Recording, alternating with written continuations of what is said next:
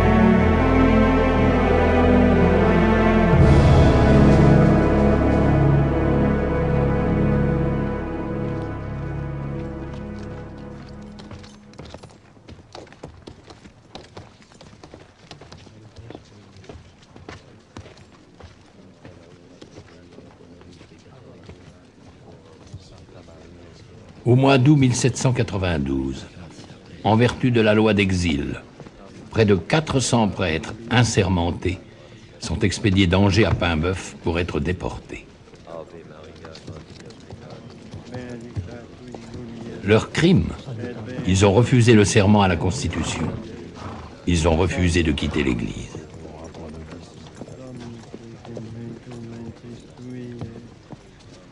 Les braves gens.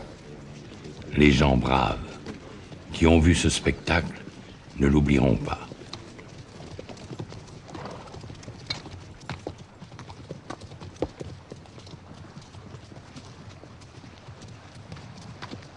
Après des débuts prometteurs, la grande révolution de 1789 commence à porter des fruits amers.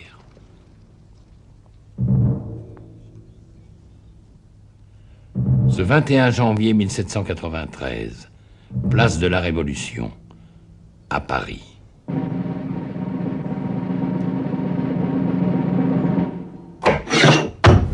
La tête coupée du roi est montrée au peuple, stupéfait, jeté en défi à tous les souverains d'Europe. La liberté ou la mort sera la devise de la République. Un mois plus tard, pour faire la guerre, la Révolution prétend arracher les hommes à leur foyer par une nouvelle loi de conscription. Foutus bourgeois pourront se payer en remplaçant. Pas de roi, pas de loi.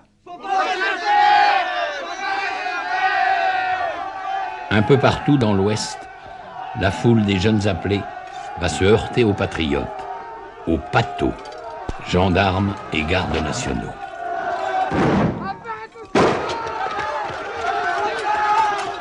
Et de proche en proche, dans 600 paroisses au sud de la Loire, les cloches vont se mettre à sonner le tocsin, appelant la population aux armes.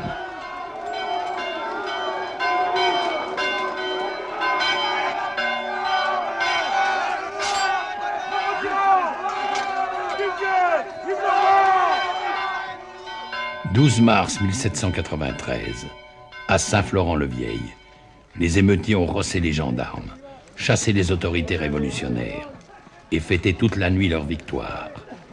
Mais le lendemain, ils ne savent que faire de leur pouvoir. Alors ils vont au village du Pin en Mauges, prendre conseil de l'un des leurs, qui s'est acquis une réputation de sage et de saint. Jacques Catelino, voiturier colporteur. Il a 34 ans, une femme et 5 enfants, pour lesquels il était en train de faire le pain.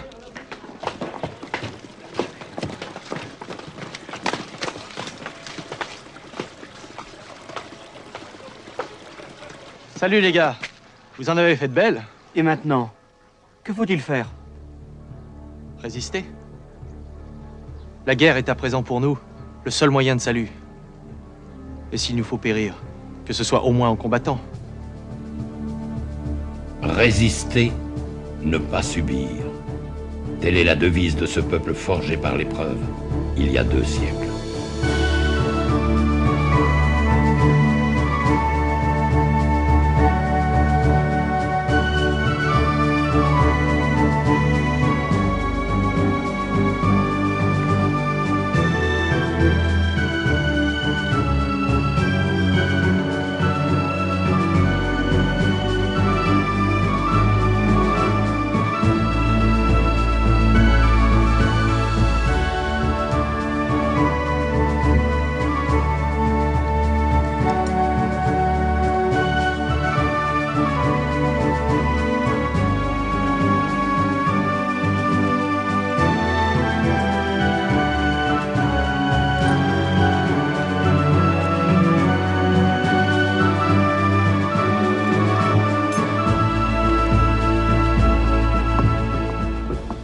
La bande de Catelino va s'unir à d'autres, et du 10 au 15 mars, les émeutes spontanées des conscrits vont tourner au soulèvement général d'une population excédée. Il faut alors des chefs expérimentés, de vrais militaires, les nobles. Le marquis de Bonchamp sera sceptique. Il refuse de prendre la tête d'une jacquerie. Mais devant l'insistance de ces gens, il demande la nuit pour réfléchir. Ce soldat de métier, âgé de 33 ans, a déjà longuement guerroyé en Inde, avec des troupes réglées. Mais que valent ces paysans qui n'ont jamais porté les armes que dans la braconne?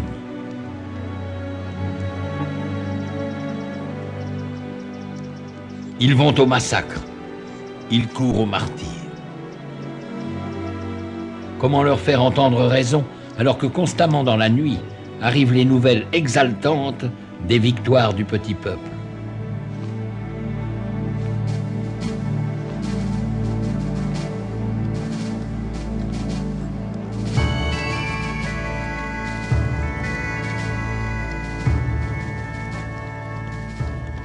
Le voiturier Catelino s'est emparé de Jalais et Chemillé, où il a trouvé des canons. Il marche sur Cholet, de concert avec d'autres chefs de bande. Le colporteur Perdriau, le chirurgien Caddy, le garde-chasse Stofflet.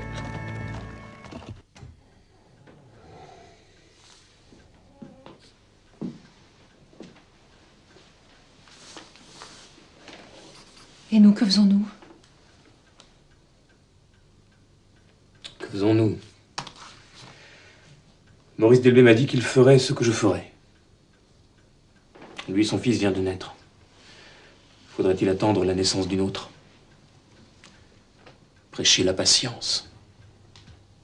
Nous ne pouvons pas nous dérober, n'est-ce pas?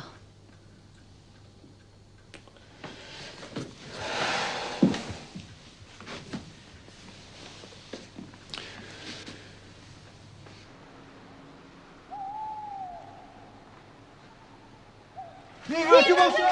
Vive Monsieur Bonchamp! Vive Monsieur de Bonchamp! Vive Monsieur Delbé, que les insurgés sont venus déloger aussi et qui suit la décision de Bonchamp, son ami.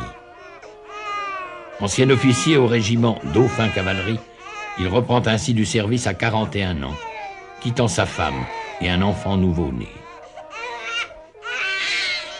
Vive Monsieur de Roiran, qui fut colonel dans l'ancienne armée. Ces gens l'ont forcé à remonter à cheval, à ceindre l'écharpe blanche de commandement. Par contre, le marquis de Bonchamp devra abandonner sa monture pour marcher du même pas que les rebelles. Ainsi en ont-ils décidé. J'éprouvais un affreux déchirement de cœur en voyant partir mon mari tout seul, à pied, au milieu de cette multitude de paysans indisciplinés. Je restais seule à la Baronnière avec mes 2 enfants, un garçon et une fille, l'un et l'autre dans l'âge le plus tendre. D'ailleurs, j'étais grosse, et ce fut la raison qui m'empêcha de suivre mon mari.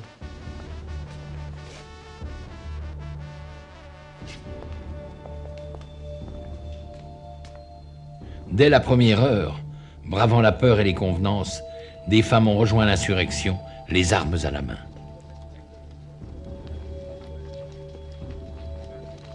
Ainsi, cette fille de paysan du village de Soulaine, Renée Bordereau, 25 ans. Je me procurais des habits d'homme et me réunis à 500 hommes de ma paroisse avec Monsieur Cœur de Roi, que nous avons nommé commandant. Nous la retrouverons 21 ans plus tard, après tant de prises d'armes, de combats et de blessures, enfin libérée des prisons de Napoléon et le roi restauré, elle se décide à dicter ses mémoires. Je pris le nom de mon frère Hyacinthe. Mais comme mes camarades s'en rappelaient pas bien, ils me donnèrent le nom de Langevin, que j'ai toujours gardé. Brave Langevin. Oui, c'est ainsi qu'on m'appelait. Je dirais franchement qu'aux premières affaires où je me suis trouvé, le bruit des coups de fusil me faisait une impression. Et que j'étais désespéré de ne pas me trouver plus de courage.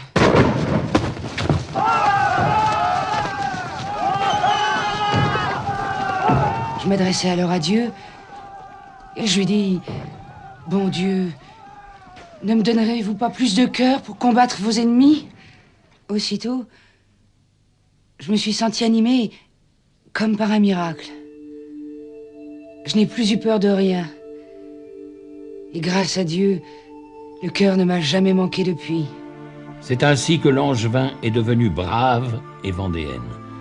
Car la Vendée militaire, fidèle au double cœur, déborde largement ce département de Vendée, taillé par la Révolution sur les confins de 3 provinces. L'Anjou, du Val-de-Loire et des Mauges, d'où jaillit l'étincelle de cette insurrection qui va entrer dans la légende avec ses héros et ses saints.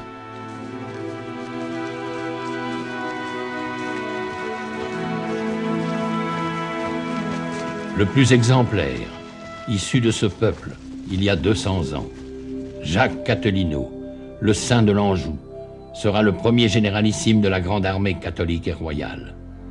À sa mort, Maurice d'Elbée prendra la relève.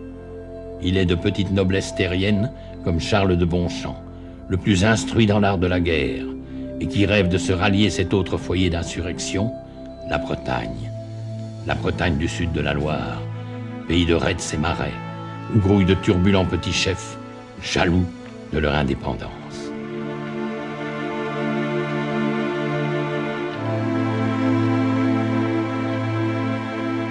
Un commandement unique aura du mal à s'imposer, depuis ce modeste départ du chevalier Charette, quittant son manoir un soir, pour devenir au fil des mois et des combats, l'ultime symbole de la résistance vendéenne.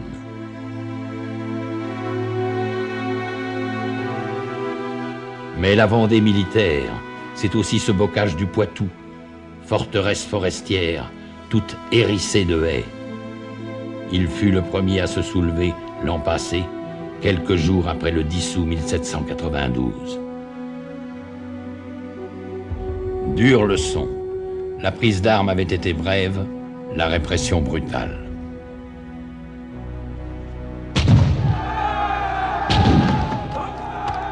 On comprend que ces Poitevins aient tardé à rejoindre l'insurrection de 93, avec à leur tête celui qu'ils appellent le Saint du Poitou, Louis-Marie de Lescure, flanqué d'un archange de 20 ans, son cousin, Henri de la Roche-Jacquelin, qui restera comme le dernier généralissime de la grande armée du roi et de la foi.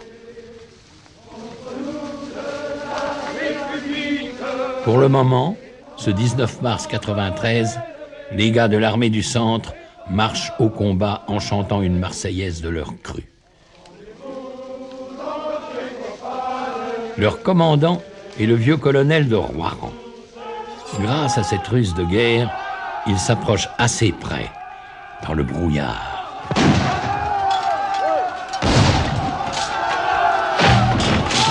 Pour lancer sa troupe à l'assaut des canons. L'artillerie jacobine sera prise et la petite armée du général de Marsay mise en déroute. Cette première victoire vendéenne de Saint-Vincent-Sterlange provoque la stupeur de la Convention, où la nouvelle parvient en même temps que celle des défaites à la frontière nord et de la trahison de Dumouriez.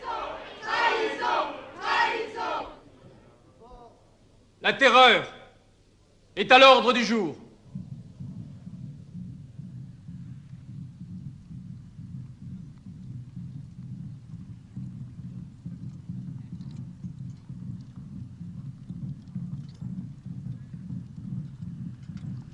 Pour une justice plus expéditive, on a créé le tribunal d'abréviation. Et l'on envoie en Vendée la machine à guillotin, qui doit faire respecter la loi nouvelle. Article 1er. Ceux qui seront prévenus d'avoir pris part aux révoltes contre-révolutionnaires sont hors la loi. Article 2. S'ils sont pris, les armes à la main, ils seront, dans les 24 heures, mis à mort. La Vendée est livrée à l'exécution militaire. 35 000 hommes vont faire la chasse au hors-la-loi, passer le pays au peigne fin. Les effectifs seront fournis par l'armée de réserve de Paris, celle des vainqueurs de la Bastille et des Tuileries, des massacreurs de septembre. À sa tête, le général Berruyer, qui commandait place de la Révolution le 21 janvier 93 et se vante d'avoir fait couvrir la voie du roi. Mais devant ce déploiement de force, il n'y a plus rien. L'armée des insurgés s'est volatilisée. Ces volontaires paysans sont revenus à leur métairie, où les appelle l'urgence des travaux de printemps et les célébrations de la Semaine Sainte.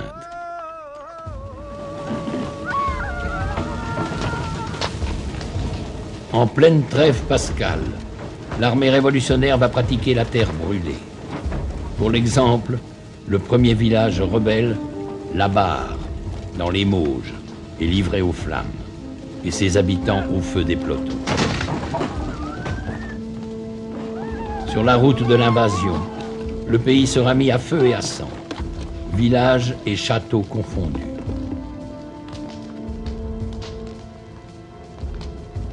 Du domaine de Bonchamp, la Baronnière, désertée par ses habitants, il ne restera bientôt plus qu'une tour symbolique. Très symbolique aussi, ces croix de carrefour qu'on enflamme, et ces cloches qu'on ne peut faire taire, et qui vont ressusciter une armée. L'armée des brigands s'est retrouvée face à l'armée de la Révolution. C'est le grand choc, comme disent les Vendéens, dans ce bourg de Chemillé, où Delbé va tenter de mettre un frein au désir de vengeance après la victoire. Assassin! Le général l'ordonne! Non! Je ne veux pas d'assassins pour soldats! Justiciers! Nous sommes des justiciers, mon général! Si nous ne les tuons pas, nous les retrouverons en face de nous. Ainsi, nous ne serons jamais vainqueurs. Dieu ne nous demande pas de vaincre, il nous commande de combattre. Remercions-le aujourd'hui de nous avoir accordé la victoire. À genoux. Notre Père, qui êtes aux cieux, que votre nom soit sanctifié, que votre règne arrive, que votre volonté soit faite sur la terre comme au ciel. Donnez-nous aujourd'hui notre pain quotidien. Pardonnez-nous nos offenses comme nous pardonnons à ceux qui nous ont offensés. Mes amis, tous, comme le Christ, vous pardonnerez. Ne nous laissez pas succomber à la tentation, mais délivrez-nous du mal, ainsi soit-il. Les prisonniers seront ainsi sauvés par le pater des Vendéens, comme on dit. En ce printemps 93, la Durbelière était encore un beau château Renaissance, berceau des La Roche-Jacquelin.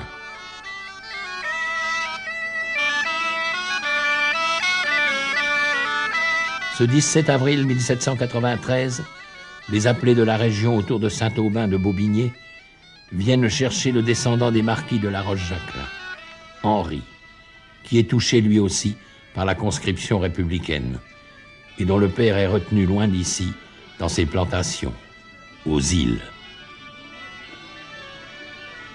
Les réfractaires attendent que celui qui fut leur camarade de jeu devienne leur chef de guerre. Mes amis! Mes amis, si mon père était ici, il vous inspirerait plus de confiance. Quant à moi, je ne suis qu'un enfant, mais j'espère vous prouver que je suis digne d'être à votre tête. Si j'avance, suivez-moi. Si je recule, tuez-moi.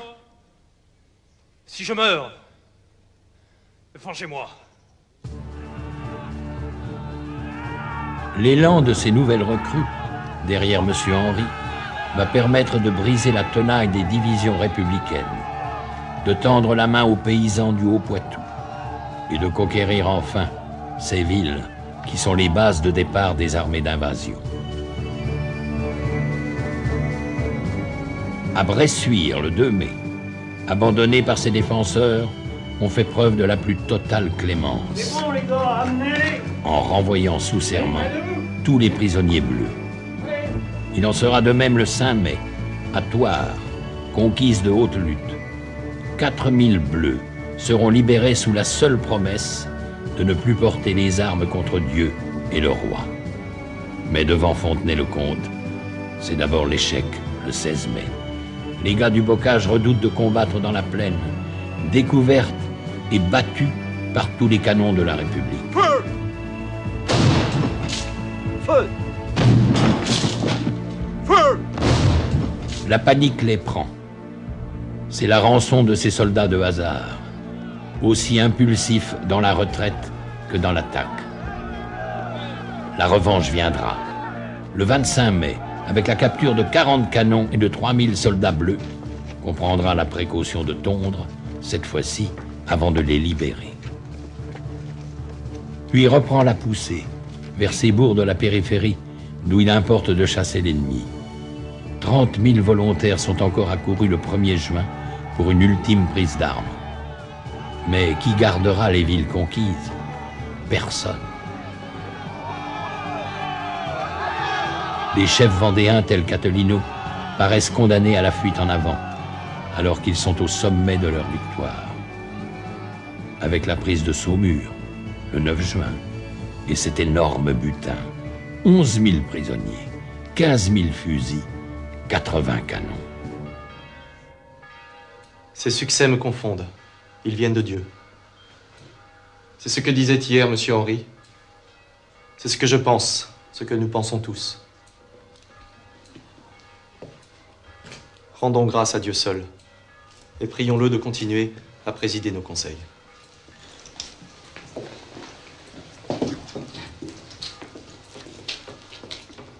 Pater Noster. Catilino, élu généralissime, ne peut que s'en remettre à Dieu pour inspirer la stratégie générale. Que faire? Où aller? À Paris, le chemin leur est ouvert. Et dans la capitale, c'est l'anarchie qui règne. Les sections jacobines ont braqué le canon sur la Convention. Coup de force qui donne le pouvoir aux montagnards dans l'Assemblée et permet d'envoyer à la guillotine les Girondins majoritaires. Pour les Vendéens, tout pouvoir vient de Dieu, dont le roi n'est que lieutenant sur terre. Le roi, c'est cet orphelin de 8 ans, Louis XVII, fils de Louis XVI, et comme son père prisonnier au Temple, arraché à sa famille, livré à ses geôliers. Bien sûr, il faut le délivrer, le faire sacrer selon la tradition venue du fond des âges, et rétablir sur le trône de France le roi très chrétien, tenant ferme la main de justice de sa gauche et le sceptre de sa droite. Vive Louis XVII!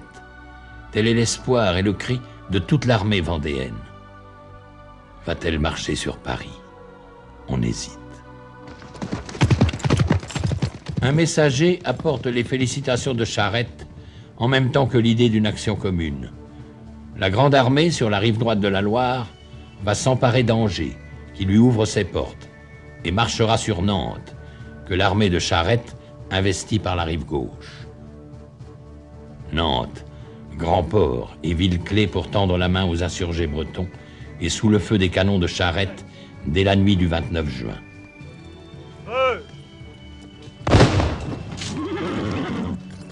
Charette fait seul donner son artillerie, et il s'impatiente d'être sans nouvelles des autres divisions vendéennes.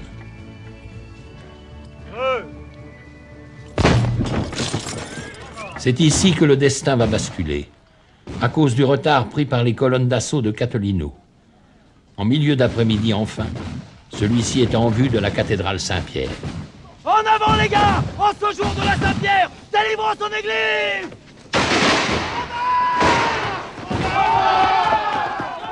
Un franc-tireur vise le général des brigands. Le saint de l'Anjou est mort. C'est le cri de la panique et le reflux vendéen. Jacques Cattolino ne mourra que 2 semaines plus tard, un 14 juillet, à Saint-Florent-le-Vieil, où il fut transporté. On avait tardé à extraire la balle de plomb mâchée par le franc-tireur, et la gangrène avait gagné. Jusqu'à cette annonce de Jean Blon, son cousin. Le bon Cattolino a remis son âme à celui qui la lui avait donnée pour venger sa gloire. Ce même jour, à Paris, Charlotte Corday assassinait l'apôtre de la terreur, Marat. Elle n'aura qu'une seule défense. J'ai tué un homme pour en sauver 100 000. En Vendée, c'est Westermann qui sévit. Le sabreur qui s'est illustré le 10 août 1792 dans la prise des Tuileries et les massacres qui s'ensuivirent. Pendant que l'armée des insurgés est encore autour de Nantes, il a son plan, sa méthode. Un village brûlé terrifie plus que la vue de 100 cadavres. Et mieux vaut les deux. Un raid rapide, de part en part, avec une colonne de brûle-tout, renouvelant les mêmes scènes de terreur, massacres et incendies.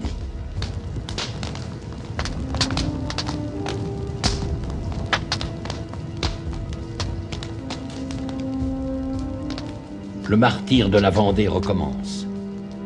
Et il ne fait que commencer.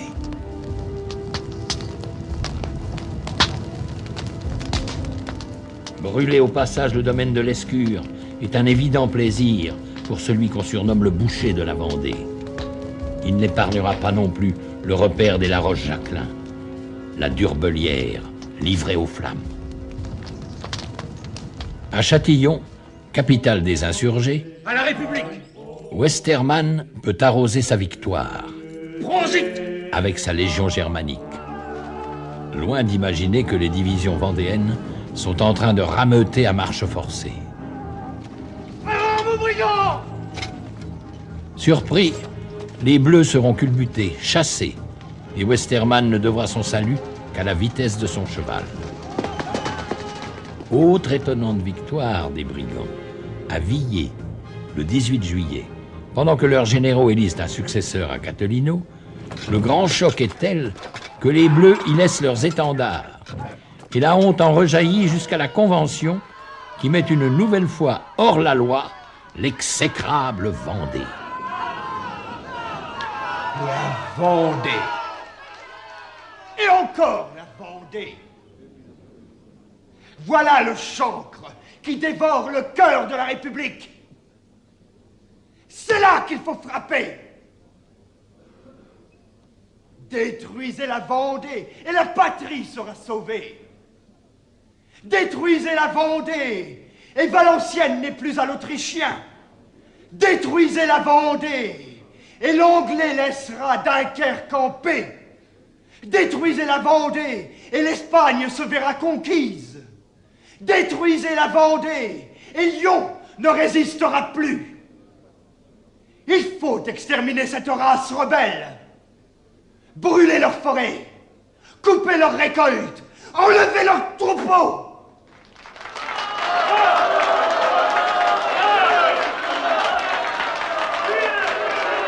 Les vieillards, les femmes et les enfants seront conduits hors de la contrée. Et il sera pourvu à leur subsistance avec les égards dus à l'humanité. Enfin, Place au canon de la nation. L'ultime argument. Grâce à lui, par 3 fois cet été, devant Luçon, les armées vendéennes seront tenues en échec. Décidément, la plaine ne porte pas chance aux gens du bocage, ni du marais. Car c'est l'une des rares occasions, ce 14 août, devant Luçon, où la grande armée des Bocquins participe à une opération commune avec les maréchins de Charette.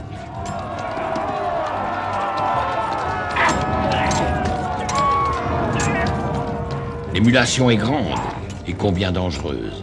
C'est à qui fera assaut de la plus folle témérité, quitte à mettre en péril toute une stratégie d'ensemble.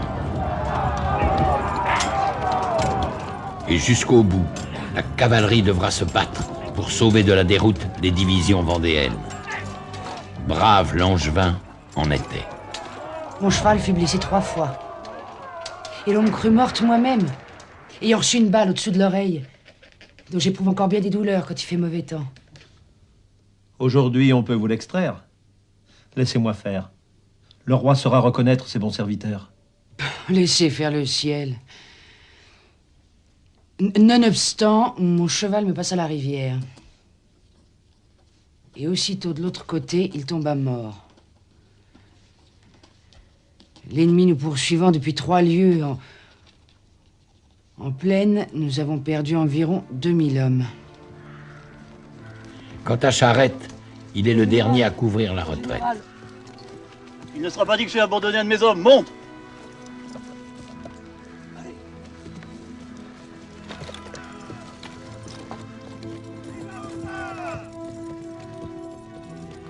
Ici, on dirait que l'histoire se plaît à devenir légende. Vive le roi, messieurs! Ce chevalier blanc face aux hussards de la mort. Cependant, Charette n'aura pas le dernier mot. On dit que la mort lui prit son soldat en chemin et qu'on eut quelque peine à les séparer tant le sang les avait collés l'un à l'autre en séchant.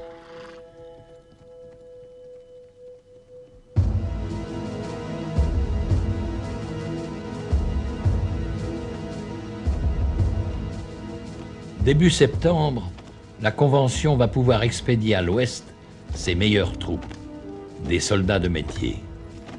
Ils ont obtenu les honneurs de la guerre sur le Rhin, à Mayence, sous promesse de ne plus porter les armes pendant 1 an contre la coalition européenne. Ils seront le fer de lance d'une nouvelle offensive générale contre l'ennemi de l'intérieur, la Vendée. 100 000 hommes vont converger vers le cœur du pays. 20 000 Mayençais, Kléber en tête, sont sortis de Nantes avec 5 charretées de soufre. Ils font le vide devant eux, dans le fief de Charette, provoquant le grand exode des gens du pays de Retz et du Marais.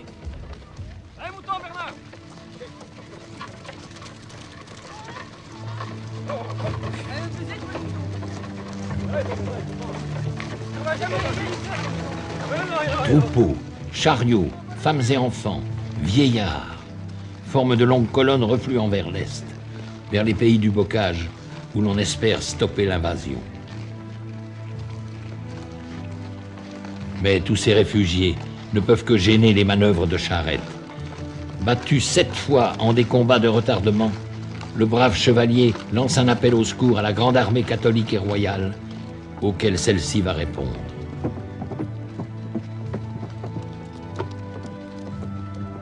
Jamais la Vendée n'avait connu un tel péril.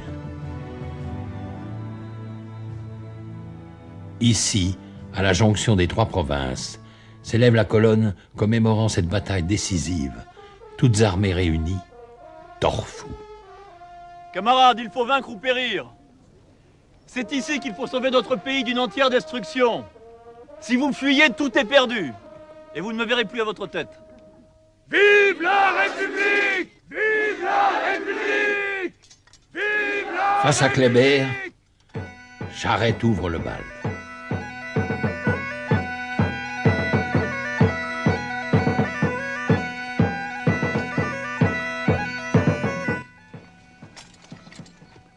Ouais.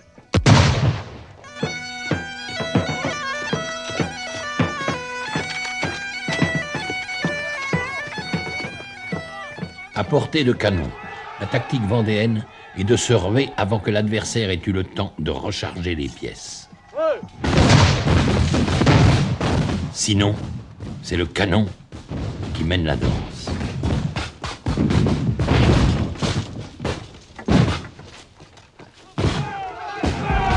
Élan brisé. En fin de journée, on verra refluer les plus braves. Mais les femmes sont là, autour des chariots de l'Exode. C'est elles qui font honte aux batailleurs. Elles qui les ramènent au combat.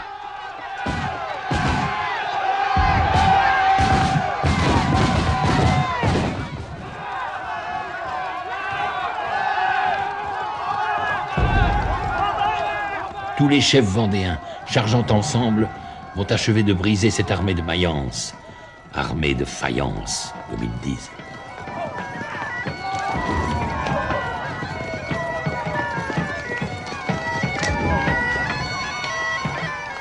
La bataille de Torfou marque l'apogée des victoires vendéennes. Et l'armée d'invasion serait anéantie sans le sacrifice au pont Bousset du bataillon de Saône-et-Loire protégeant la retraite des Mayençais. Et ceux-ci reviendront. Les forces de la République sont inépuisables et sans merci. Malheur aux vaincus. Malheur au Vendéen vainqueur qui rentre chez lui et n'a plus rien. Ah!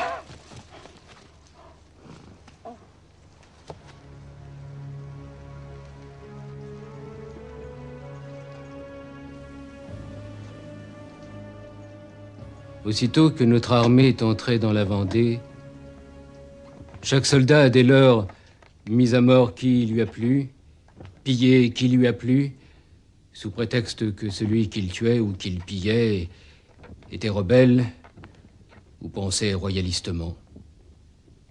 Aucune peine n'a été portée.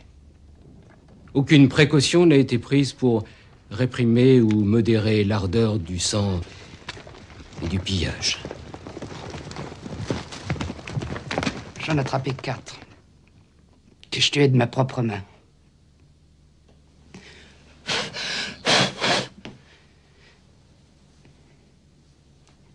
L'un d'eux avait un enfant de 6 mois, enfilé dans sa baïonnette avec 2 poulets.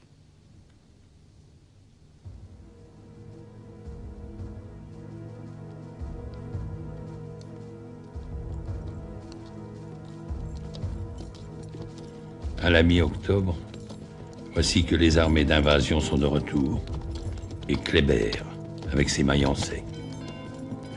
Le tocsin sonne à travers la Vendée, appelant à nouveau au grand rassemblement.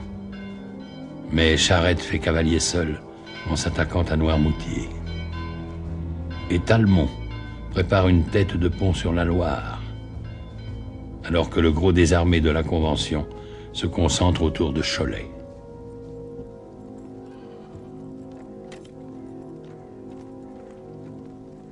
Dès l'aurore, ce 17 octobre, Kléber est en place. Le général est conscient de jouer sa tête. De partout, les Vendéens ont rallié, en marchant toute la nuit. D'autres paroisses sont attendues. Ce n'est qu'à la mi-journée que s'ébranlera la grande armée des brigands.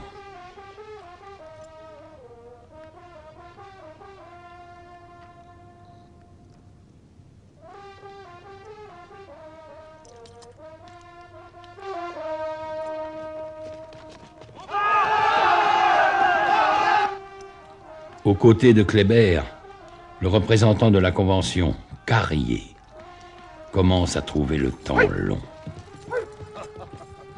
Laissez passer le citoyen représentant! Il tuera après la victoire! Ruse de guerre. Un certain général Marceau va démasquer ses batteries au dernier moment.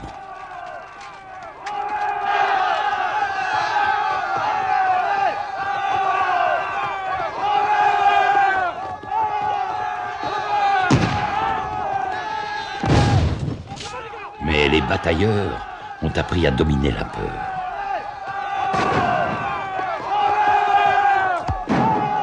Et c'est alors Kléber qui perd patience. Là-bas! Là-bas! Ordre d'attaque! L'armée de la Révolution manœuvre toujours selon l'ancien règlement, comme à la parade. C'est au contact des Vendéens qu'elle apprendra la terrible efficacité de l'armée en masse. Pour l'heure, elle va fondre sous le tir des chasseurs paysans. Et Kléber, en fin de journée, n'aura plus d'autre réserve qu'un maigre bataillon, le 109e, flanqué de sa fanfare.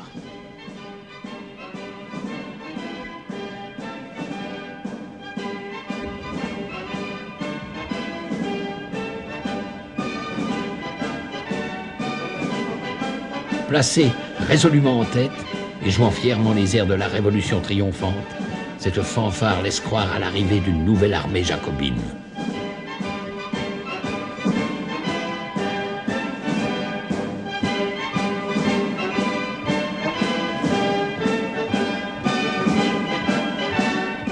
À la Loire! À la Loire! La panique s'est emparée des arrières de l'armée vendéenne, qui n'a plus que le fleuve pour repli, et qui retraite en désordre avec une foule de civils, mais non sans emmener ses blessés, nombreux.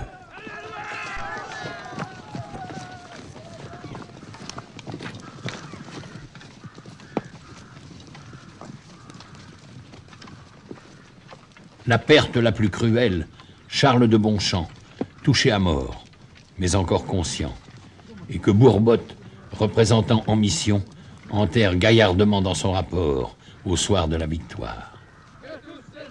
La perte de Bonchamp vaut une victoire pour nous, car il est de tous les chefs de brigands celui en qui ils avaient le plus confiance et qu'ils suivaient le plus volontiers. Qu'importe les sacrifices, la Vendée est écrasée, il n'y a plus de Vendée. La Vendée, elle est au bord de la Loire, à Saint-Florent-le-Vieil, qui va voir l'exode de tout un peuple, ce 18 octobre 1793. 80 000 Vendéens, dont guère plus de la moitié de combattants. Le reste, ce sont les femmes, les enfants, les vieillards, population terrorisée, et qui devra passer le fleuve en 24 heures, avec seulement 25 barques. Nous nous rendîmes à Beaupro, et dans la même nuit à Saint-Florent, où nous passâmes le fleuve le 18 octobre. Avec bien de la peine, n'ayant ni pont ni bateau. J'ai passé mon cheval à la nage. Dans ces conditions, que faire des prisonniers? Pourquoi ne pas les fusiller comme le font toujours les Bleus?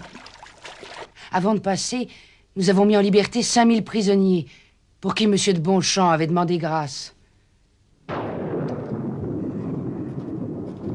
C'est lâche ennemi de la nation.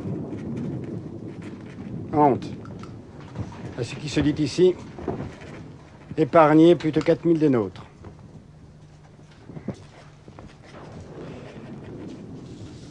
Le fait est vrai, car je le tiens de la bouche même de plusieurs d'entre eux. Quelques-uns se laissaient toucher par ce trait d'incroyable hypocrisie.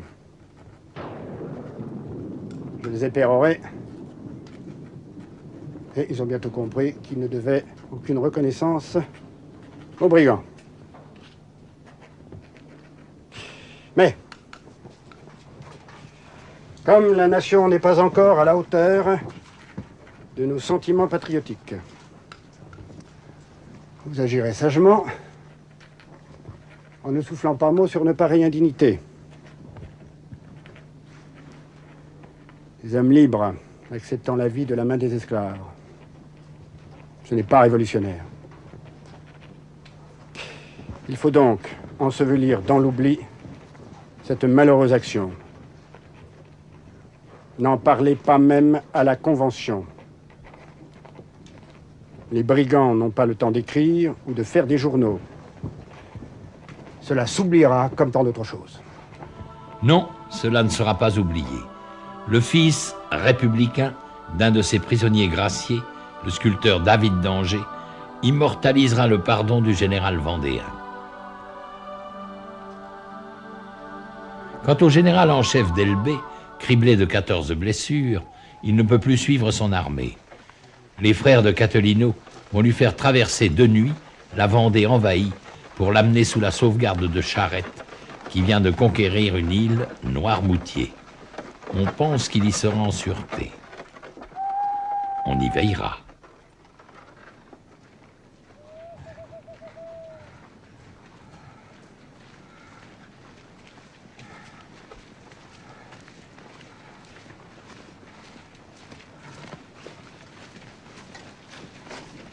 Reste à élire un nouveau généralissime pour conduire outre-Loire cet exode. Le choix de Lescure, le saint du Poitou, s'imposerait, mais il souffre le martyre, avec une balle fichée dans le crâne. Il faut ranimer le courage des soldats.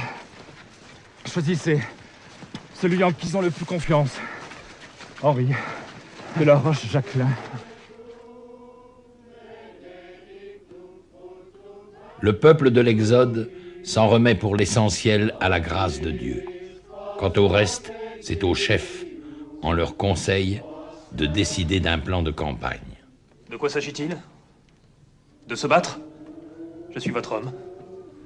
Mais je n'ai ni expérience, ni talent, et je n'ai que 21 ans. Alors, laissez-moi mener les hommes au combat, mais décidez vous-même. Où aller? Que faut-il faire? Où les mener? Je sais que nos gars redoutent de s'éloigner de chez eux, qu'il faut les ramener le plus tôt possible au pays. Encore faut-il y revenir en force.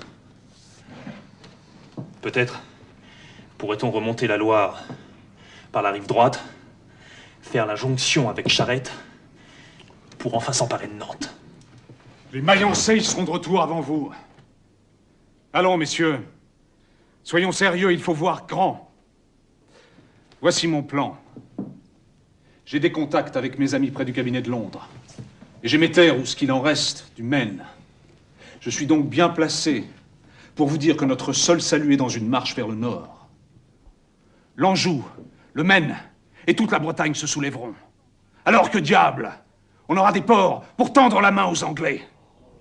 S'en remettre aux promesses des Anglais? Aux rodomontades des émigrés? Eh bien, messieurs, votons. La très aventureuse stratégie du prince de Talmont sera hélas adoptée. Par la bénédiction de Dieu, apprêtez vos armes. Joue, feu!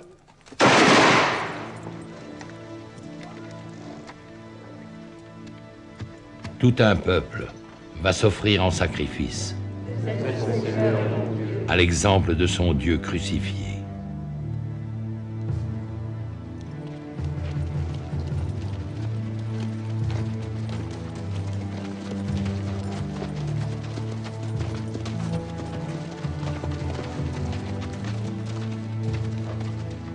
Chacun rêve d'appartenir à ce nouveau peuple élu qui vient de traverser la Loire comme une autre mer rouge.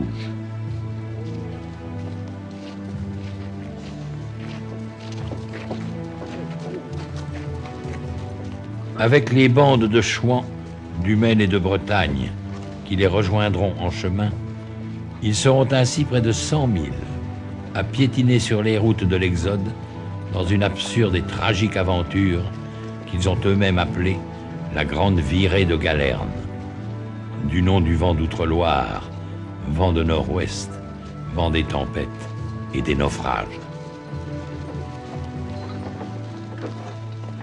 Mais avant d'être un chemin de croix, la Grande Virée semble s'ouvrir une voie triomphale sous les ordres d'un généralissime de 20 ans, Monsieur Henri, épaulé par l'ancien caporal de Lorraine, Stofflet, et par Marigny, ex-officier de marine.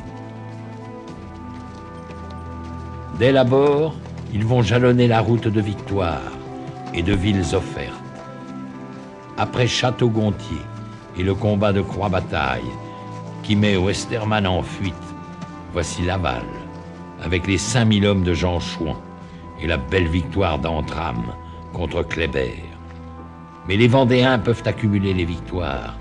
Ils ont d'autres ennemis, la pluie, le froid, la faim, la maladie, et ces villes qui n'offrent plus de ressources, et ces morts qu'on craint d'abandonner. Peu avant Fougères, un calvaire au bord de la route, marque l'endroit où M. de Lescure mourut, vaincu par la gangrène.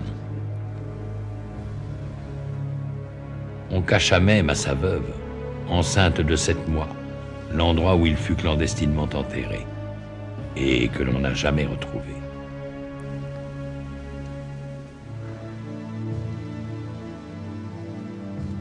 Vers quelle terre promise M. Henri va-t-il encore poursuivre cet exode, sans autre issue que des victoires sans lendemain et le débouché sur une mer incertaine?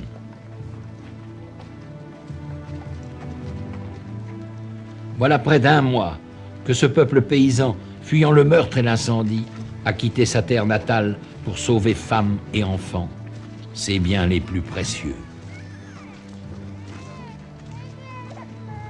1 mois qu'il marche et s'ouvre la route à coups de victoire, jusqu'à celle-ci, Pontorson, Dole, Avranches. Enfin, il touche au but. Il arrive au port. Granville. Granville, c'est l'échec. La mer vide et la ville imprenable. Pauvreté du matériel de siège. Amertume des combats sans cesse recommencés. Absence des émigrés et des Anglais qui ne sont pas au rendez-vous, pour lequel on a fait toute cette route. On comprend que le sabre se fasse lourd à la cavalière vendéenne. Et les Bleus mettent le feu au faubourg ou tentent de s'accrocher des assiégeants. Alors, c'est le reflux.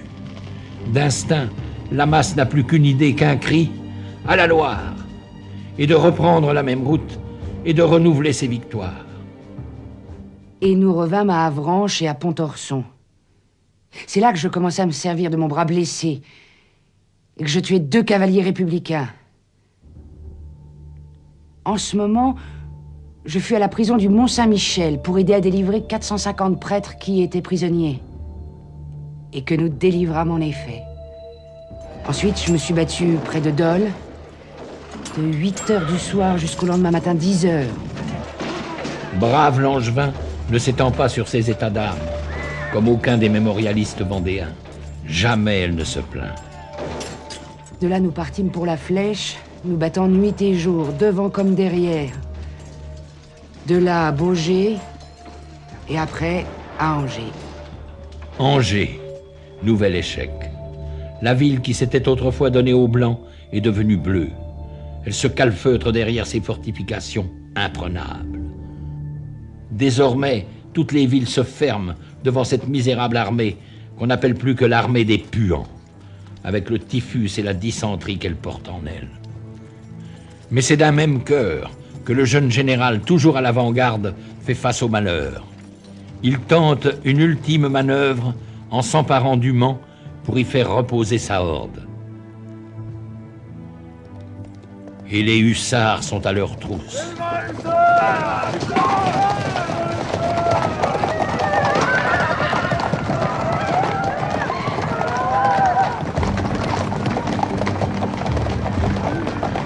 Toutes les divisions de la République accourent à la curée, avec des chefs de meute qui s'appellent Westermann, Kléber ou Marceau.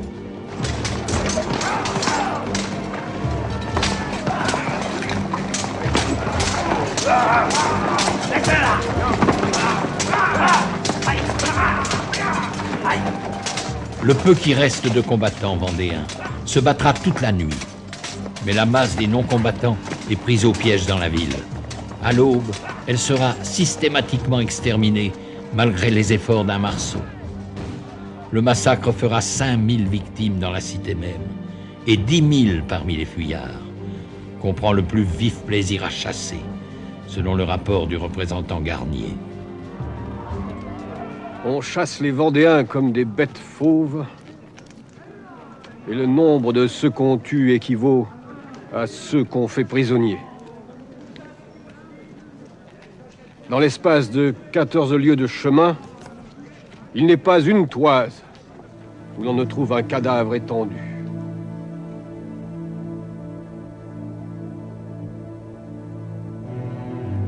Les survivants, 15 000 à peine, se regroupent à Laval et foncent vers le sud, vers la Loire, impatients de retrouver leur terre de Vendée.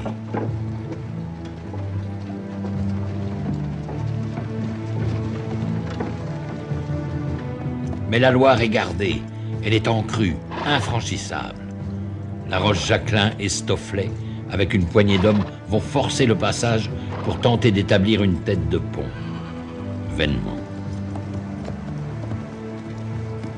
Ils seront coupés de ces malheureux débris de leur armée qui refluent à présent vers l'ouest, au désespoir de ne jamais rentrer chez eux.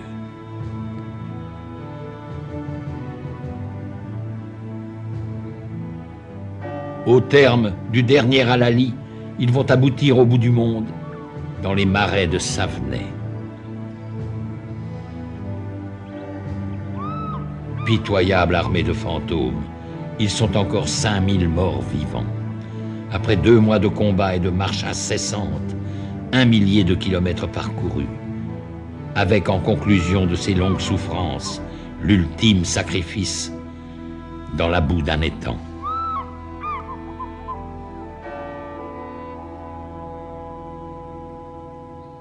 Ici, ils sont tombés. C'est ce que dit le monument de Savenay. 23 décembre, avant-veille de Noël, dernière veillée d'armes. On s'efforce encore de faire fuir d'innocentes victimes.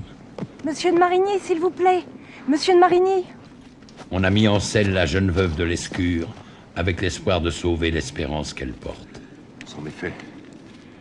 Nous sommes perdus. Il nous est impossible de faire face à l'attaque demain. Dans 12 heures, l'armée sera exterminée. J'espère mourir en défendant votre drapeau. Tâchez de fuir. Sauvez-vous, il fait nuit. Sauvez-vous. Adieu. Adieu!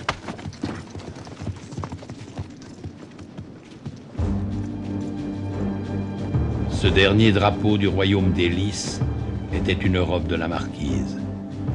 Il disparaîtra dans l'Apocalypse, complaisamment décrite par le chef de ses cavaliers, qu'on retrouve à Savenay, en ange exterminateur. Westermann. Il n'y a plus de Vendée. Elle est morte, sous notre sabre libre, avec ses femmes et ses enfants. Je viens de l'enterrer dans les marais et les bois de Savenay. J'ai écrasé les enfants sous les pieds de mes chevaux, massacré les femmes qui n'enfanteront plus de brigands. Je n'ai pas un prisonnier à me reprocher. J'ai tout exterminé. Le bonheur de Westermann n'est pas celui d'un autre général, Marceau.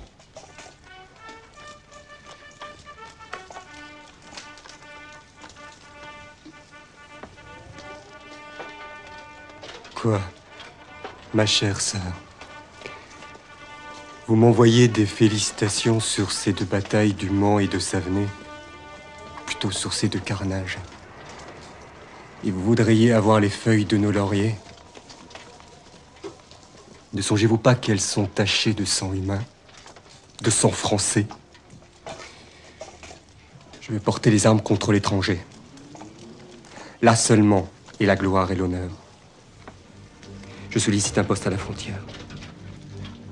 Les malheurs des Vendéens ne s'arrêtent pas à Savenay. Dès le 3 janvier, les Bleus débarquent à Noirmoutier. Alors commence la chasse aux lapins, comme disent les soldats.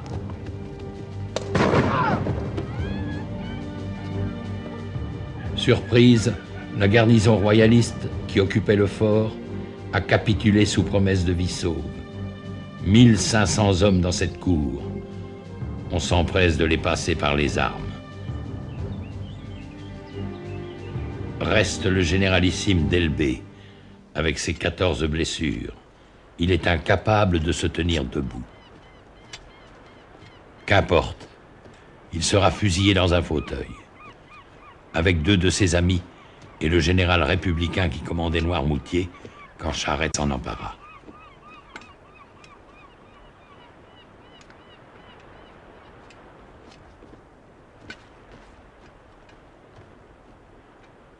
Apprêtez. Armes.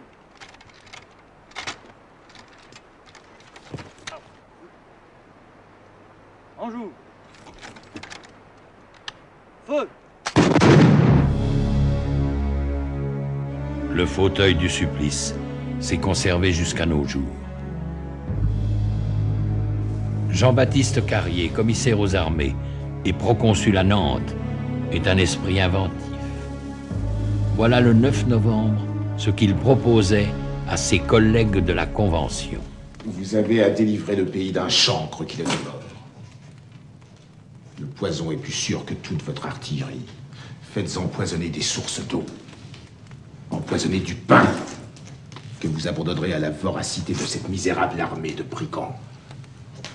Et laissez faire les faits. Vous avez des espions parmi ces soldats du pape qu'un enfant conduit. Lâchez-les avec ce cadeau et la patrie est sauvée. Vous tuez les soldats de la Roche-Jacquelin à coups de baïonnette, tuez-les à coups d'arsenic. Cela est moins dispendieux et plus commode. Pourtant, ces hommes ne rêvent que de progrès et de bonheur du peuple. Il faut régénérer la France de gré ou de force. Dut-on en faire un cimetière? Carrier invente ce qu'il appelle la déportation verticale dans la baignoire nationale. La nuit, sans jugement, les victimes sont embarquées, parfois par centaines, sur des gabarres qu'on saborde au milieu du fleuve.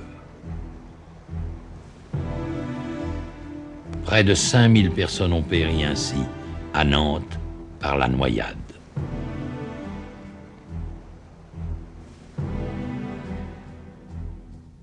Mais c'est en Vendée qu'est la racine du mal. Sur le terrain, le général en chef Turreau va mettre en œuvre un plan d'extermination qu'il définit dans un ordre du jour à ses troupes. Tous les brigands qui sauront trouver les armes à la main ou convaincus de les avoir prises seront passés au fil de la baïonnette. On agira de même avec les femmes, filles et enfants qui seront dans ce cas. Les personnes seulement suspectes ne seront pas plus épargnées. Tous les villages, métairies, bois, genêts et tout ce qui peut être brûlé sera livré aux flammes. Tes mesures nous paraissent bonnes et tes intentions pures. Extermine les brigands jusqu'au dernier. Voilà ton devoir, lui écrit la Convention.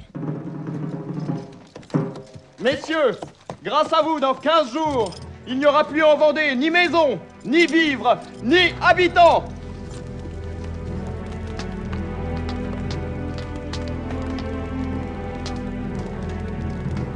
« 12 colonnes vont ainsi sillonner la Vendée de part en part. Elles sont connues dans l'histoire sous le nom de colonnes infernales, que leur ont donné leurs victimes, blancs et bleus confondus.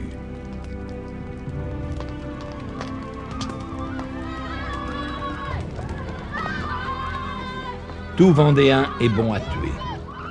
Tel est l'avis du général Grignon, commandant l'une de ces colonnes. Je sais qu'il peut y avoir quelques patriotes dans ce pays. Qu'importe! Devant tout, sacrifié!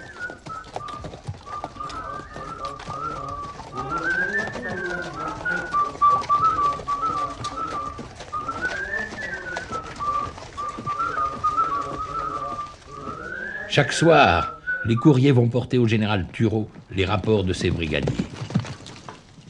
Brave Grignon. Voyez ce qu'il écrit en bref de la journée d'hier. J'ai brûlé et cassé les têtes comme à l'ordinaire. Et général Crouzat, éclairage et chauffage réunis, je me suis chauffé très amplement ce matin. Et commère, sans doute pour éprouver le tranchant de son sabre, je coupe les enfants en deux. L'imbécile. Il ne faut pas écrire cela. Jamais. On écrivait beaucoup dans le camp des sans-culottes. Le citoyen Morel fait un rapport dénonçant les errements de la colonne commandée par le général Hamet, dont il est le guide. Hamet fait allumer des fours, et lorsqu'ils sont bien chauffés, il y jette les femmes et les enfants. Les cris de ces misérables ont si fort diverti les soldats ils ont voulu continuer ces plaisirs. Les femelles des royalistes manquant, ils s'adressent aux épouses des vrais patriotes.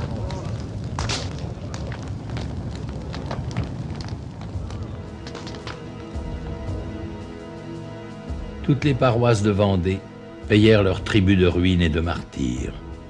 Une les symbolise toutes, les Lucs sur Boulogne, qui vit passer l'horreur le 28 février 1794 et qui en garde le souvenir.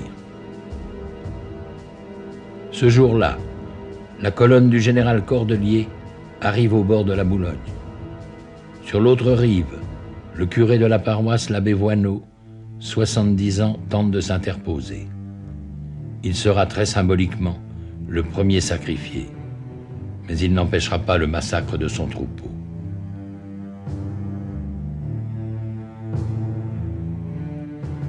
Sur les lieux de l'ancienne église, qui fut livrée aux flammes avec la population qui s'y était réfugiée, une chapelle commémorative garde les noms de 563 personnes identifiées, dont 147 enfants, parmi lesquels 22 n'avaient pas 2 ans.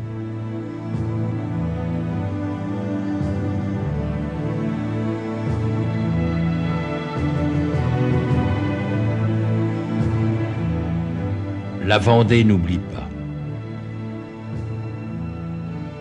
Elle n'oublie pas ces morts innombrables qui partout, jusqu'au plus profond des bois, ont porté témoignage en sanctifiant sa terre.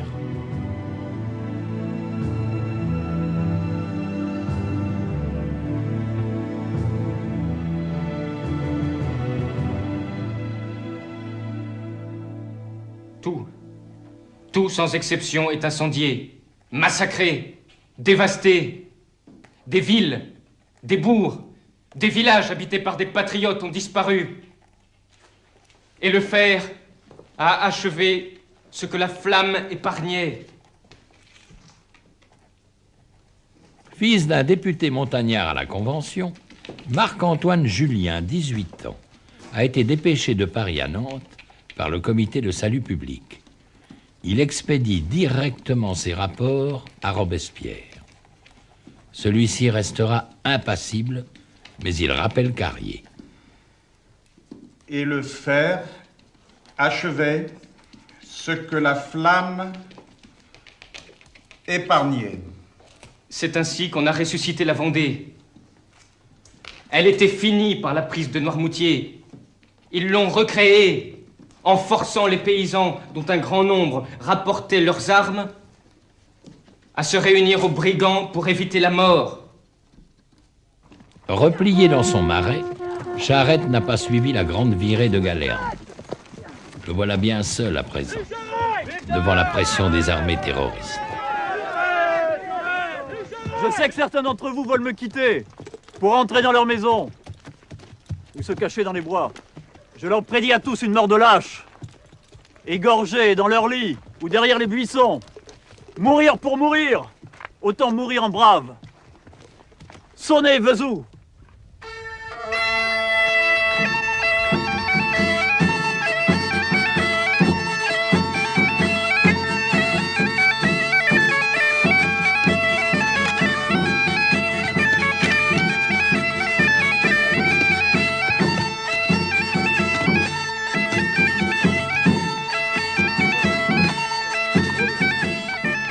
Quelles que soient les circonstances, la musique et la danse règnent au camp de Charette.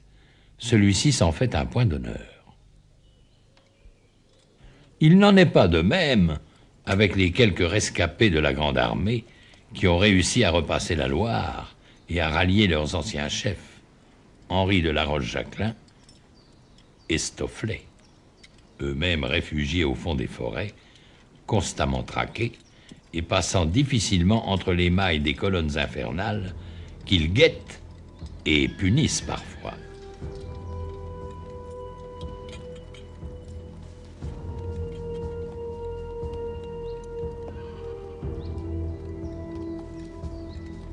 Néanmoins, la terreur répandue par celle-ci contribue à grossir les effectifs des bandes d'irréductibles.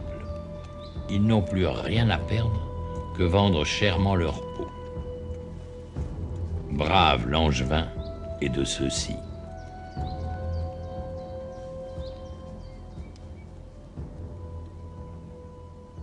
Ils vinrent pour nous trouver dans la forêt.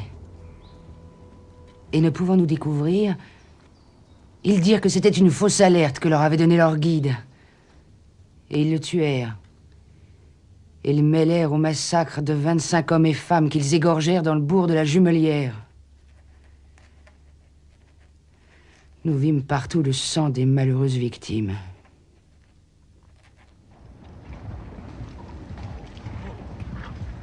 Nous sommes partis pour Chemillé, où l'ennemi devait massacrer 800 femmes à 8 heures du matin. Et nous arrivâmes à 7h30. Nous avons délivré toutes ces pauvres malheureuses et eu victoire complète. Pardon, monsieur. Nous avons pris de bien mauvaises manières. Je comprends. C'est à cette époque que vous avez été témoin du décès de monsieur Henri. C'est à ce moment à peu près que nous avons eu le malheur de perdre monsieur de la Roche-Jacquelin. Entre Noyer et Cholet. Un républicain, restant de 15 qu'on avait tués, se voyant pris, lui enleva la tête d'un coup de fusil à 10 pas. Toute l'armée fut en deuil. Et chacun l'a pleuré comme son père. L'on cacha longtemps sa mort, disant qu'il était caché et blessé. Il fut enterré clandestinement par Stofflet, dont on dit qu'il le défigura à coups de sabre, pour que les Bleus ne puissent l'identifier. Le garde-chasse de Maulévrier a pris le commandement de ce qui reste de l'armée d'Anjou, 3 à 4 000 désespérés, avec lesquels il réussit à s'emparer pour quelques heures de Cholet, à la stupéfaction des Bleus, qui croyaient les brigands anéantis après Savenay. Plutôt que de se rendre, le général Moulin, commandant de la place, préfère se suicider. La guerre est désormais sans merci, et la propagande révolutionnaire va faire grand cas du petit Barras, enfant de 15 ans, massacré par des voleurs de chevaux. Si Stofflet a toute autorité dans la zone tenue par l'armée d'Anjou, il en est de même pour Charette, dans le Marais, et le pays de Retz, pour Sapineau, avec l'armée du Centre, et pour Marigny, avec celle du Haut-Poitou. Ces 4 généraux d'armée fantôme réussissent à se réunir un jour dans les ruines d'un château incendié, pour un serment solennel d'aide et assistance, et que celui qui viendrait à y faillir encourrait la peine de mort.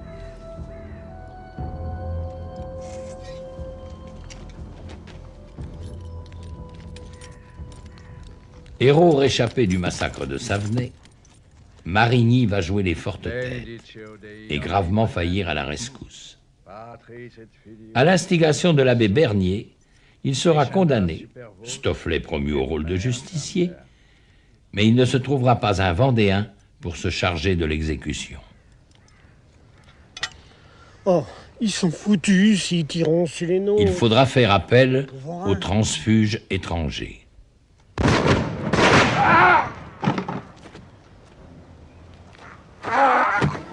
Où il est tombé, dans l'allée menant à son manoir, un calvaire garde son souvenir. Les gens d'ici ont la mémoire longue. Rares les combattants du Haut-Poitou qui continueront alors la lutte avec les autres Vendéens. L'assassinat de leur général, ils en accusent l'abbé Bernier.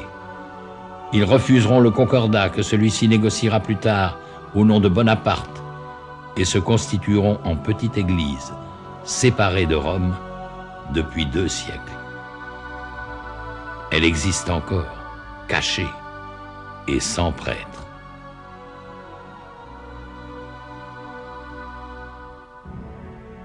Mais en ce milieu d'année 1794, c'est la guillotine qui est encore à l'ordre du jour. La terreur qui triomphe partout en France, les charniers innombrables, la mort omniprésente et les factions qui s'entretuent, derrière le masque impassible de celui en qui s'incarne la Révolution, Maximilien Robespierre. Jusqu'à ce coup de pistolet, le 9 Thermidor, qui met fin à la dictature de l'incorruptible et renvoie ses amis à la guillotine à leur tour. En Vendée, Turreau a été destitué, en même temps qu'est abandonné son système des colonnes infernales. Charette peut se refaire une santé. On dit que nous sommes du passé. C'est faux. Nous sommes la jeunesse du monde. Il répond aux avances que lui font les nouveaux maîtres de la Convention en déléguant l'un de ses lieutenants, Dupérat, pour mener des pourparlers d'égal à égal avec le général en chef Canclos et le représentant en mission Ruel. Si la Vendée reconnaissait la République une et indivisible, on pourrait s'arranger facilement pour la suite. Mais enfin... Mais monsieur, les rois de l'Europe ont bien reconnu la République. C'est possible, mais ces gens-là ne sont pas des Vendéens. Le roi de France, alors, est un enfant de 10 ans, prisonnier martyr dans le donjon du Temple, à Paris. Un précieux otage entre les mains des conventionnels. Canclos, Ruel, ont-ils promis de remettre Louis XVII à Charette? Celui-ci se laisse convaincre d'aller au château de la Jaunais, près de Nantes, et de signer le 17 février 95 le traité qui met fin aux hostilités et qui surprend ses lieutenants. J'ai des raisons de faire ce traité. Des raisons que je ne puis vous dire, mais que vous connaîtrez un jour.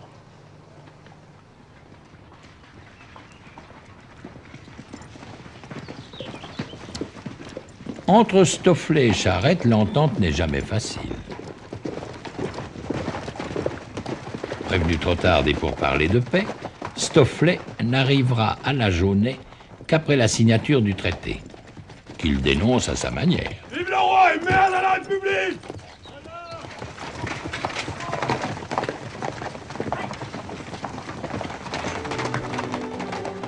Stofflet, avec ses gars de l'Anjou, va continuer seul la guerre pendant 2 mois encore, et quelques épisodes héroïques. Il devra finalement s'incliner. C'est dans un lieu prédestiné à Saint-Florent-le-Vieil qu'il signera à son tour la paix, à la grande satisfaction de Hoche. La France n'offre plus qu'un peuple de frères. Drôle de paix. Malgré les conventions, brave Langevin sera arrêté sans ménagement par les gendarmes. Enfin, on me mena au département. Dans la première chambre où j'entrais, je fus très mal reçu. Dans la seconde, un peu mieux. Ah, c'est toi, Langevin.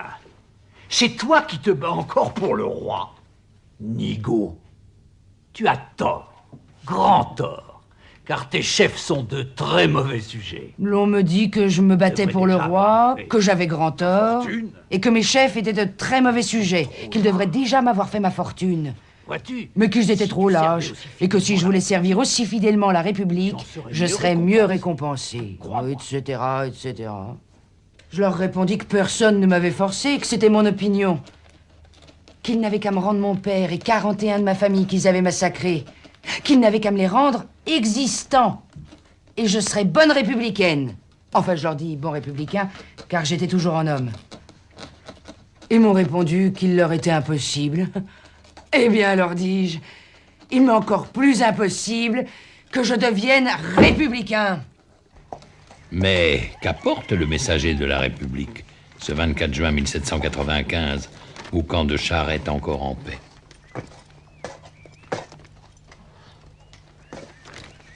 Arrêtez ces hommes, désarmez-les et menez-les en prison. La nouvelle de la mort de l'enfant roi, l'ordre de livrer les armes ou l'annonce de Quiberon? Messieurs, à cheval, la guerre recommence. La guerre, c'est le débarquement par la flotte anglaise à Quiberon de quelques contingents d'émigrés auxquels les insurgés bretons, les chouans de Cadoudal, vont tendre la main. Équipée folle, où l'on voit des blancs porter le rouge des Anglais.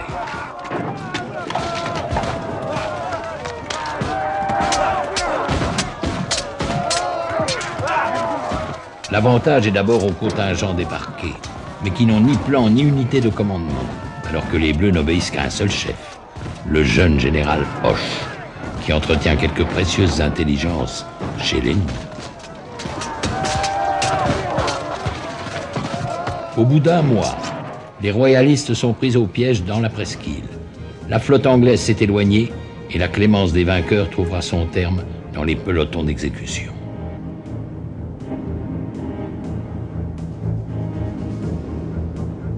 Hoche arrive en Vendée avec l'auréole du pacificateur, précisément au moment d'une nouvelle levée d'armes commandée par Charette.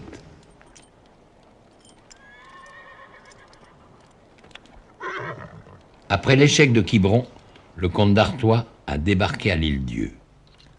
Et le 12 octobre 1795, 15 000 hommes attendent le frère du roi qui leur a fixé rendez-vous sur la plage de la Tranche.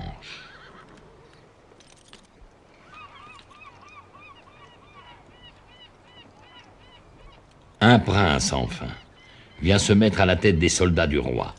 Tout l'Ouest va se soulever, et tous ensemble, on marchera sur Paris.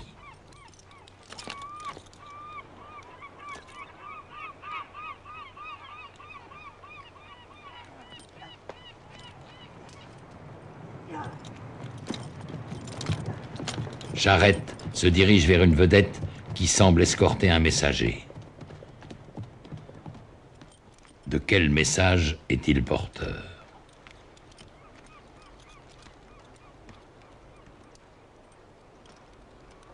Le prince ne peut débarquer. Le prince ne viendra pas. Le prince s'en retourne en Angleterre. Comment ces braves vont-ils le prendre ? Monsieur, allez dire au prince qu'il m'envoie mon arrêt de mort. Vous me voyez aujourd'hui avec 15 000 hommes. Demain, je n'en aurai plus 300. Il faut fuir ou périr. Je périrai. Charette est perdu. Il le sait. Son armée sera bientôt réduite à quelques centaines d'irréductibles face aux 40 000 soldats de Hoche, face à une nuée d'espions et de belles espionnes.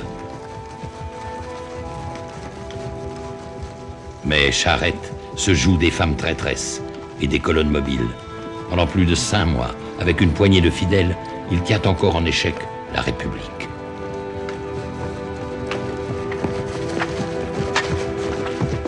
Six fois, sa capture fut annoncée. 6 fois démentie.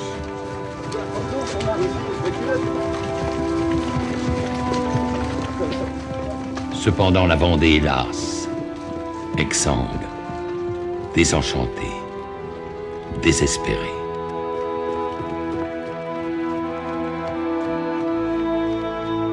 Avec des bandes éparses sur tout son territoire et qui ne peuvent plus faire une armée. Stofflet, de son côté, respecte le cessez-le-feu de Saint-Florent. Mais il ronge son frein, hésitant à répondre aux vœux des princes, aux exigences de l'honneur. Ce 26 janvier 1796, après l'anniversaire du martyre du roi, il lance enfin l'appel aux armes, sans illusion. Allons, puisqu'il le faut, allons à l'échafaud! Vive le roi! Vive le roi! Vive le roi! 400 hommes se sont encore levés pour le dernier combat. Il ne durera pas plus d'1 mois. Jean-Nicolas Stofflet, Lorrain, soldat à 16 ans au régiment du Lyonnais, général vendéen, va voir le piège se refermer sur lui. À la ferme de la Saugrenière, où se tenait une réunion d'état-major sur l'initiative de l'abbé Bernier, celui-ci s'échappera. Mais Stofflet, blessé, sera capturé et fusillé le lendemain 25 février à Angers. Vive le roi quand même! Vive le roi!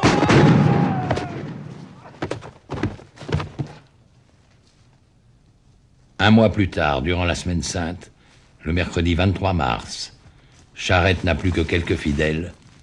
Il sait que son tour va venir.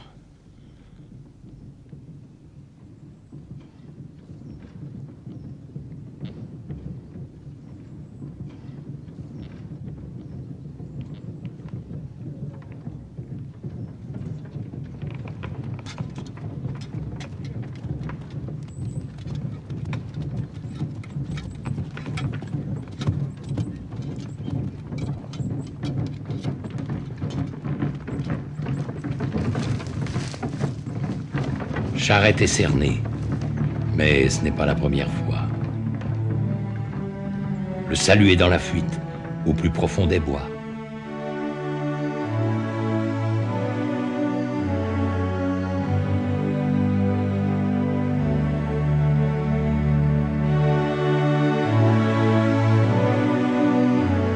Une fois encore, il va berner les pâteaux, et toute la France applaudira le roi de la Vendée.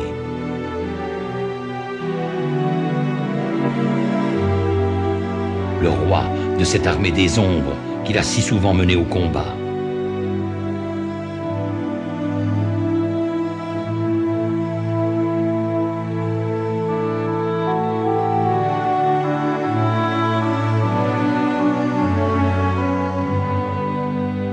Le roi des brigands, dont la tête est mise à un si haut prix.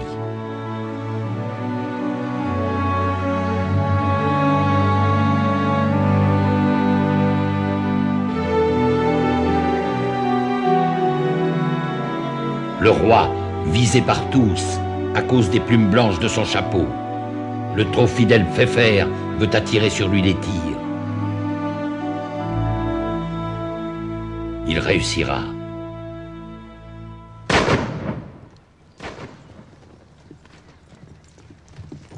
Ainsi, le général Travot va-t-il douter de sa capture?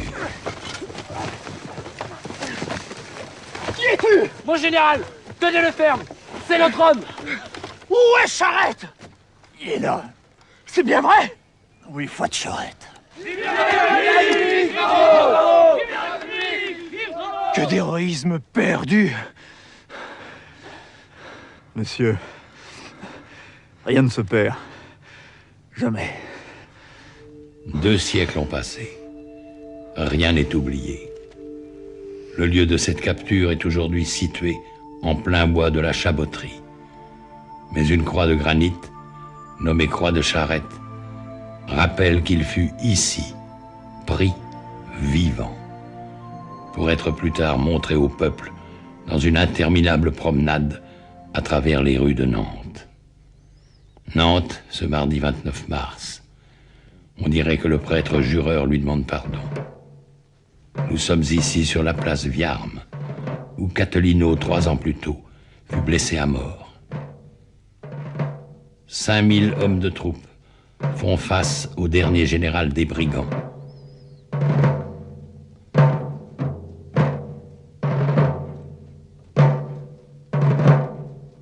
Selon sa volonté, les officiers bleus le laissent commander lui-même le tir en baissant la tête.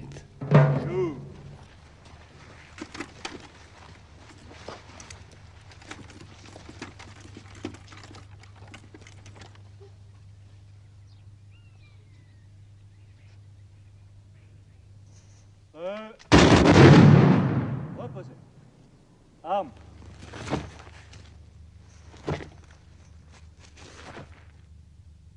Très en tête. Armes.